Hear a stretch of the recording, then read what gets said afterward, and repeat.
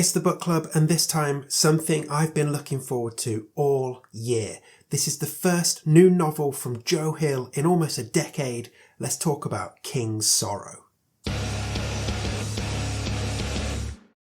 Hi everyone, welcome back to my channel. I'm Dave Musson, and this is a place where sometimes I talk to you about Stephen King, sometimes I talk to you about horror movies, but in this series I'm recommending great horror books to you. Yes, horror books I've read that I've enjoyed that I think you will too. No negativity here, just good book recommendations. And in each episode I give you the synopsis of the book, I give you a bit about the author, I give you a spoiler-free review, and I try and align it to a Stephen King book so you've got that point of reference to see if you want to go and give it a try for yourself. Because sometimes it's difficult to take a plunge on an author that might be unfamiliar to you.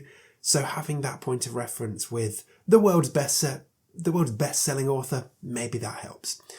Now, if you read these books and you enjoy them, and you can check out my full playlist, there's more than 60 recommendations already.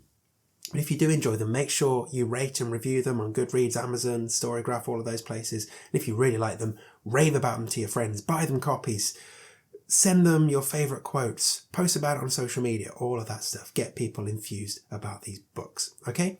Now, this episode, we are following an epic story that spans many years of a bunch of friends who are trying to get through life together, but having to deal with a big old scary dragon.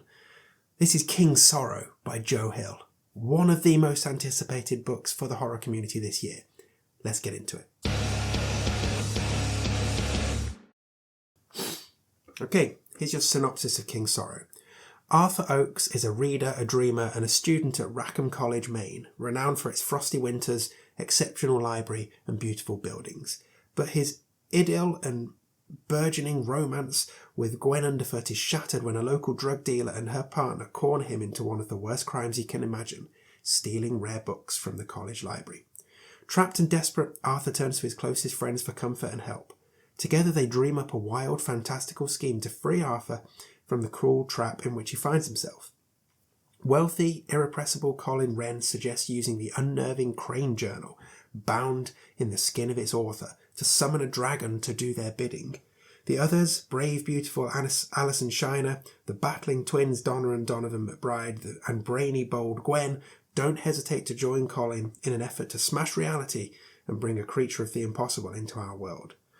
But there's nothing simple about dealing with dragons, and their pact to save Arthur becomes a terrifying bargain in which the six must choose a new sacrifice for King's Sorrow every year or become his next meal. And here's a bit about the author.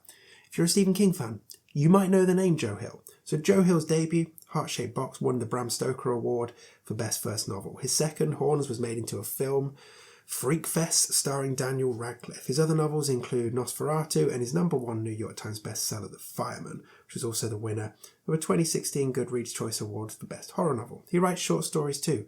Some of them were gathered together in his prize-winning collection, 20th Century Ghosts. He also wrote the story that The Black Phone is based on.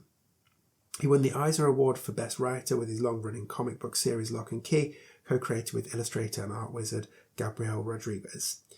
And this isn't in his bio, but I'm adding it just so you're sure. He's also Stephen King's eldest son. Okay, there's your background. Let's get into my spoiler-free review of King's Sorrow. So when you leave it 10 years between books, the pressure is kind of on for your comeback novel to be an absolute standout. And friends, 9 and a bit years after his last one, Joe Hill has delivered an absolute rager. King's Sorrow is a whopper. It's an epic, swirling, swashbuckling adventure that gives us this core cast of characters and friends to absolutely fall in love with and root for and follow over a quarter of a century, as well as an actual flipping dragon. So this novel is long, but the pages fly by with Joe Hill's easy and breezy, but very accomplished narrative. He definitely builds the world of this story, which feels a lot like our world in many respects. But also, with enough belief, with enough imagination, it's also a world into which you can summon a dragon to do your bidding, as long as you are willing to pay the price. And that's the fascinating pull of this novel. What are they going to do? How are they going to keep feeding King Sorrow, because he demands a sacrifice every year. And if they can't pick one, he's going to have one of them. So the group of friends at the heart of this novel are the reason that you will fall into the pages and just allow yourself to get sucked into this world. There's someone for everyone. Whether it's the kind soul of Arthur, the unstoppable force of twins Donovan and Donna, the wealthy and tack-sharp Colin, the flailing and erratic Ali, or the pure heart of Gwen. There's someone for everyone to identify with and to root for. And that's crucial in a book like this and in a book of this length. And that's not even allowing for some of the extra characters. You can throw those into the mix too. They're all incredibly well drawn. And you can just see all the work that has gone into this book. Yes, it's been nearly 10 years wait, but it's worth it. Look at what Joe Hill has produced for us. So there's so much going on in this story and so much for us to follow. It starts with a kid visiting his mum in jail, who then crosses paths with a drug dealer and it goes wrong. And then they summon the dragon to come and help them out of that situation.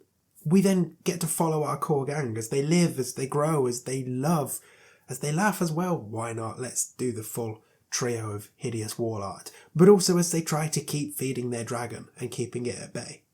This means we get lists of bad people being drawn up as possible sacrifices each year. We get planes being attacked in midair. We get secret government facilities doing dodgy research. We get romping Indiana Jones-like adventures with an actual troll who loves porn and the rock and roll band Slade.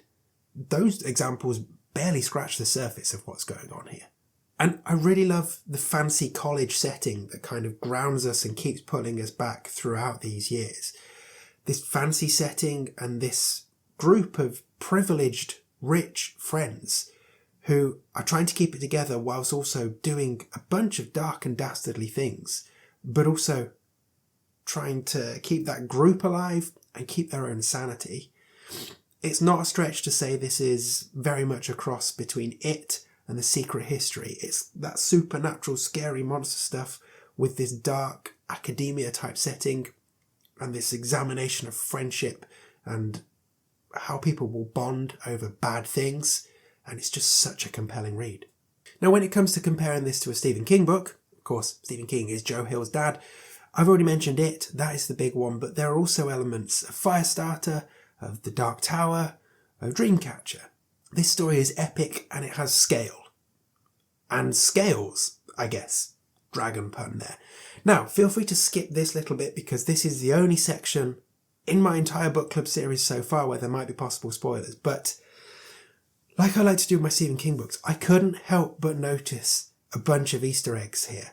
And, well, there are loads. And if you're a constant reader like me and you're reading this book, your eyes are going to be popping. But I wanted to run through them here. So again, feel free to skip to the next section, use a timestamp if you want to. But these are the Easter eggs I noticed in King's Sorrow.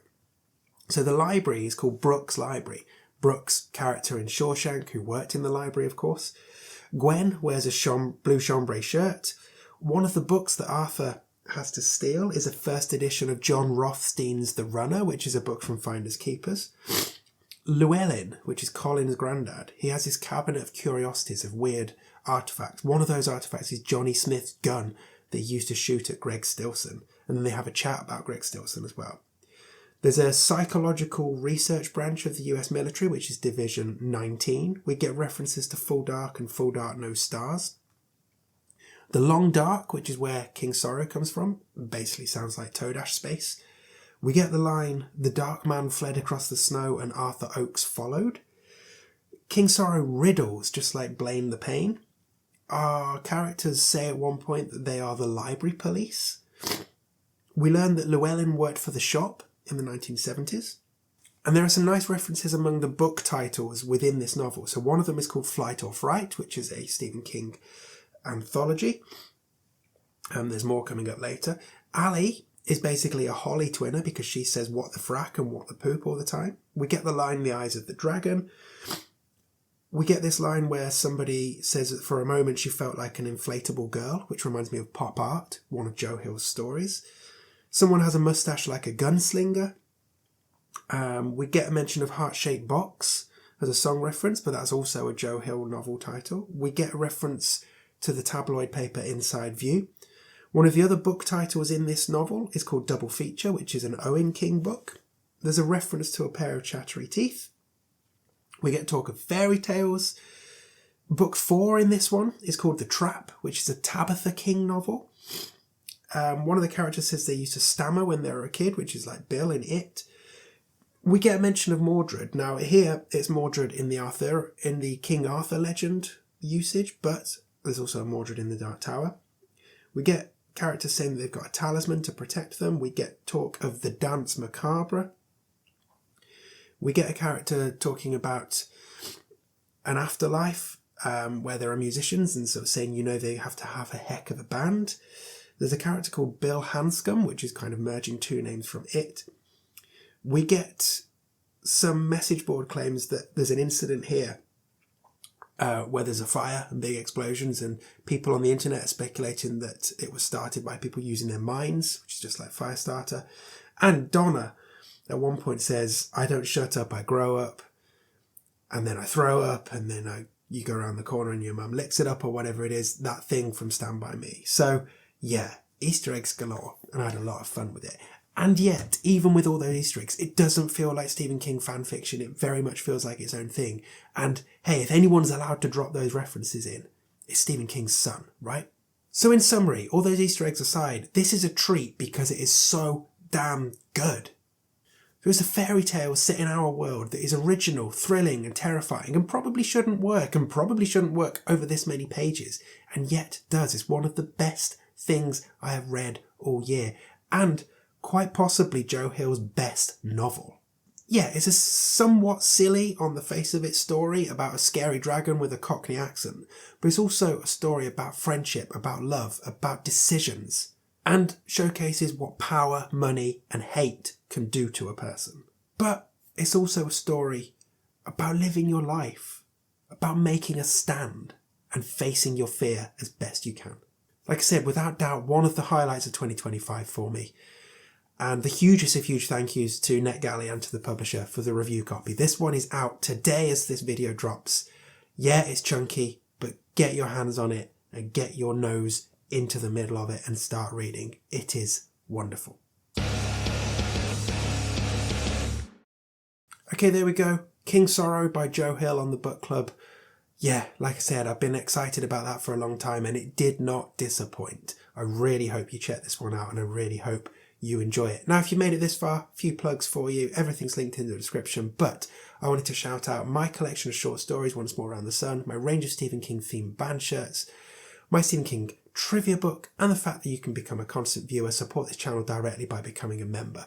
Everything's linked down there. If none of that works for you, no worries, just watching these videos makes a difference. Subscribe if you haven't done so already, and tell a friend about it so I can get more people involved and more people checking out this channel.